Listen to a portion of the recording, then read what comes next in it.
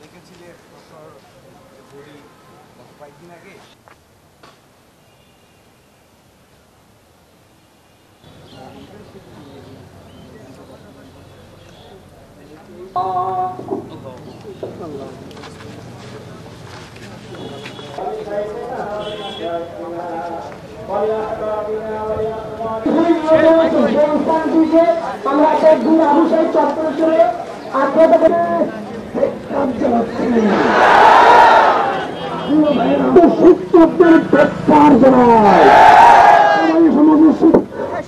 আমাদের হাত থেকে লাশ চুরি করে নিয়ে গেছে।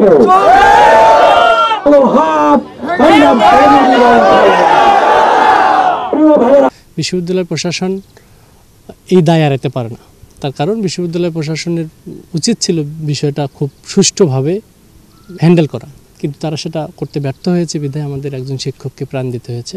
আমার এখন প্রশাসন, পুলিশ প্রশাসন, জেলা প্রশাসন মিলে আশা করি তদন্ত করে বের করবে। আমি আবু সাইদের মৃত্যুতে অবশ্যই আমি প্রতিবাদ জানাই এবং সুষ্ঠু বিচার হোক আশা করি।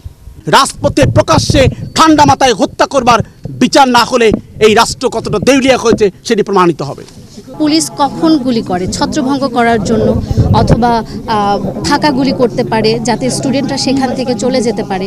কিন্তু আমরা কালকে ভিডিওতে যেটা দেখেছি যে ম্যাক্সিমাম স্টুডেন্টরাই সেখানে ছিল না, শুধুমাত্র একটা স্টুডেন্ট ছিল, সে বুক পেতে দিয়েছে, ইমোশনালি সে বুকটা পেতে দিয়েছে। তো সেখানে একজন পুলিশ কিভাবে একটা না কয়েকটা গুলি করতে পারে?